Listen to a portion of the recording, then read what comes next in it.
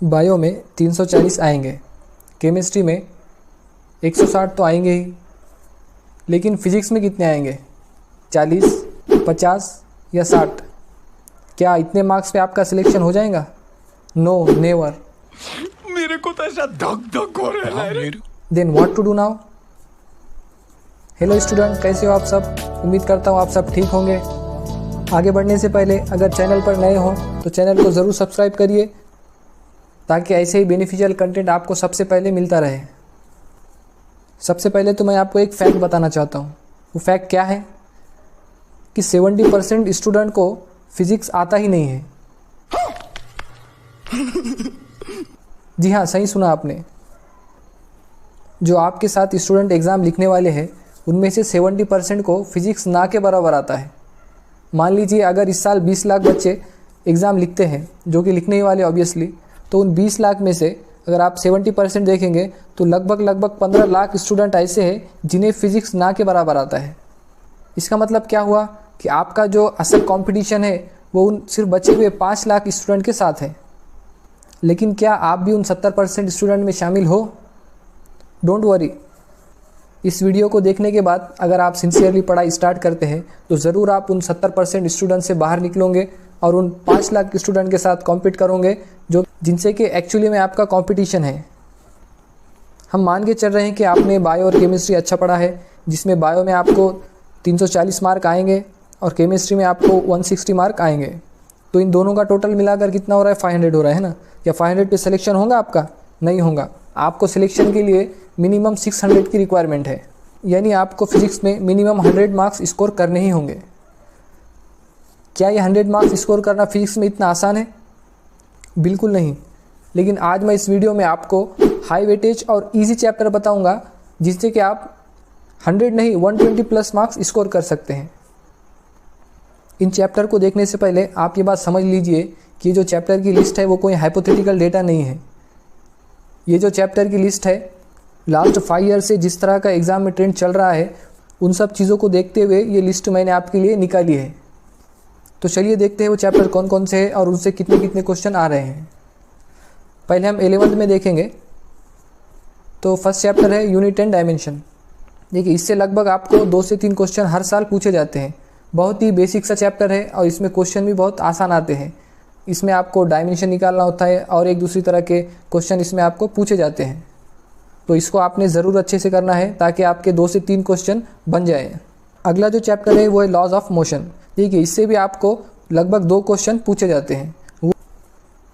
अगला जो चैप्टर है वो है रोटेशनल मोशन।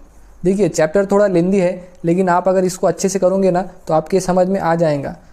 इससे हर साल 2 से 3 क्वेश्चन पूछे जा रहे हैं। देखिए, ये चैप्टर करना इसलिए ज़रूरी है क्योंकि ये ऐसी लिस्ट है जिसमें मैं आपको लिमिटेड चैप्टर्स बताऊंगा जो कि आपके हाई वेटेज भी रखते हैं और जिससे क्वेश्चन ईजी भी आएंगे और आपके क्वेश्चन बन भी जाएंगे। तो इसलिए आपने इस चैप्टर को भी अच्छे से ज़रूर करना है। अगला जो चैप्टर है वो है ग्रेविटेशन। देखिए, इससे आपको लगभग 2 क्वेश्चन पूछे जाते हैं और बहुत ही सिंपल और इजी टाइप के क्वेश्चन इससे आपको पूछे जाते हैं। देखिए, चैप्टर भी उतना लेंदी है नहीं, 6-7 फार्मूलास ही अंदर अगर आप वो अच्छे से कर लेंगे और क्वेश्चन प्रैक्टिस कर लेंगे ना तो आपका अच्छे से बन जाएगा। अगला जो चैप्टर है 11th में वो है मैकेनिकल प्रॉपर्टी ऑफ सॉलिड्स, यानी जो आप स्ट्रेस और स्ट्रेन पढ़ते हो ना वो वाला चैप्टर। इससे हर साल 1 से 2 क्वेश्चन पूछे जाते हैं। मॉडुलस ऑफ इलास्टिसिटी जो आपने पढ़ा है ना, यंग्स मॉडुलस, ये वो इसी तरह के सिंपल क्वेश्चन आपको इससे पूछे जाएंगे। अगला जो चैप्टर है वो बहुत ही इंपॉर्टेंट है और जिसका बहुत ज़्यादा वेटेज है वो है थर्मोडायनेमिक्स एंड केटीजी।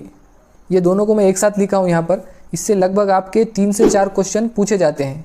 देखिए, बहुत ही इंपॉर्टेंट और हाई वेटेज चैप्टर है। आप अगर केटीजी की बात करें तो इससे एक क्वेश्चन आपको फिक्स ही है पूछ। और थर्मोडायनेमिक्स में भी बहुत ही इजी क्वेश्चन आता है। आपने केमिस्ट्री में भी थर्मोडायनेमिक्स किया है और यहाँ भी आप करोगे तो आपको आसान जाएगा, जिसकी वजह से आपके 3 से 4 क्वेश्चन फिजिक्स में भी बन जाएंगे। अगर आप इन तमाम क्वेश्चन को ऐड करोगे तो आपके लगभग 13 से 14 क्वेश्चन 11 से हो जा रहे हैं। अब अगर आप 12 का देखेंगे तो 12th में आपको इलेक्ट्रोस्टैटिक पोटेंशियल इन कैपेसिटेंस और करंट इलेक्ट्रिसिटी, इन तीनों चैप्टर से आपको इंडिविजुअली 2 से 3 क्वेश्चन पूछे जाते हैं।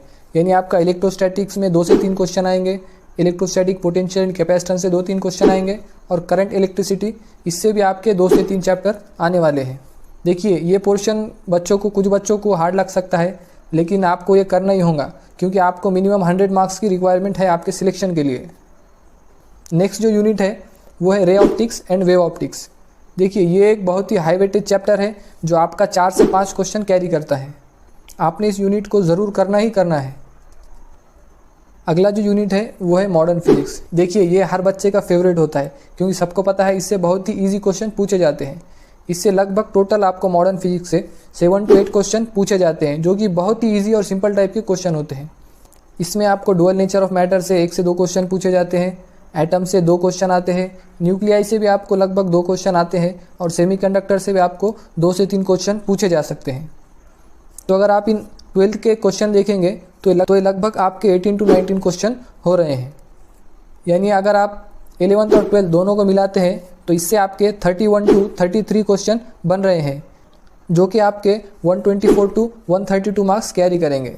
हमको सिलेक्शन के लिए कितने चाहिए थे? 100 मार्क्स चाहिए थे ना। अगर मान लीजिए आपके 1-2 क्वेश्चन गलत भी होते हैं तो आपके 120 प्लस मार्क्स आराम से आ जाएंगे जो कि आपका सिलेक्शन कंफर्म कर देंगे। तो अभी हमारे पास कैसा कैलकुलेशन है कि बायो में 340, केमिस्ट्री में 160 एंड फिजिक्स में 120, इससे आपके 620 मार्क्स हो जा रहे हैं जो कि आपको एक बेहतरीन कॉलेज में एडमिशन दिलवा सकते हैं। ये तो बात हुई कि क्या पढ़ना है। अब बात ये आती है कि इसे कैसे पढ़ना है।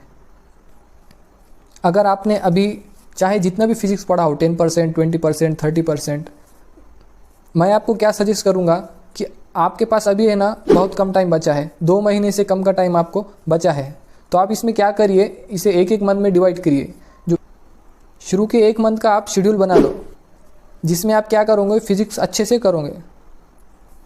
जिसमें आपको क्या करना है कि 1 महीने का शेड्यूल आपको बनाना है। अब इस 1 महीने में ही आपको ये पूरे चैप्टर कवर करने हैं। आप जैसा चाहे इसमें टाइम डिस्ट्रीब्यूट कर सकते हैं। किसी चैप्टर को 2 दिन लग सकते हैं, किसी को 3 दिन लग सकते हैं, कोई चैप्टर 1 दिन में भी हो सकता है। तो वो आपके ऊपर डिपेंड है कि आप कैसा करते हैं। लेकिन इस 1 महीने में ये पूरे चैप्टर आपके होने ही हैं क्योंकि आपके पास बहुत कम टाइम बचा हुआ है। अब आप बड़े बड़े लेक्चर देखने में मत बिजी हो जाइए। जहाँ पर शॉर्ट में और आपको जितना ज़रूरी है आपके एग्ज़ाम के लिए मिल रहा है वो लेक्चर्स आपके देखिए। जो टीचर का फिजिक्स आपको अच्छा समझता है उस टीचर के आप नोट्स बनाइए। एक बात याद रखिए कि इस 1 महीने में ही ये पूरा चैप्टर आपको कवर करने हैं। ऐसा ना हो कि आप सिर्फ फिजिक्स ही पढ़ते बैठ रहे हैं। आपको इस 1 महीने में फिजिक्स के साथ साथ बायो और केमिस्ट्री पर भी ध्यान देना है। अगर आपको सिलेक्शन चाहिए तो आपने तीनों सब्जेक्ट को बैलेंस कर रखना होगा। सिर्फ आपका बायो या केमिस्ट्री या फिजिक्स से सिलेक्शन नहीं होगा। तीनों जब आपके अच्छे स्ट्रांग होंगे तभी आपका सिलेक्शन होगा। ये 1 महीने में तो आप फिजिक्स अच्छा किए हैं। अब जो 1 महीना बचा है ये आपके रिवीजन को जाएगा। इस 1 महीने में आपने तीनों सब्जेक्ट का अच्छे से रिवीजन करना है। तो इस तरीके से आप इन 2 महीनों का पूरा फ़ायदा उठा सकते हैं जिससे कि आपका सिलेक्शन श्योर हो जाए। देखिए सिर्फ ये वीडियो देखने से आपका सिलेक्शन नहीं होगा। आपका सिलेक्शन कब होगा? जब आप जाकर सिंसियरली पढ़ाई करेंगे।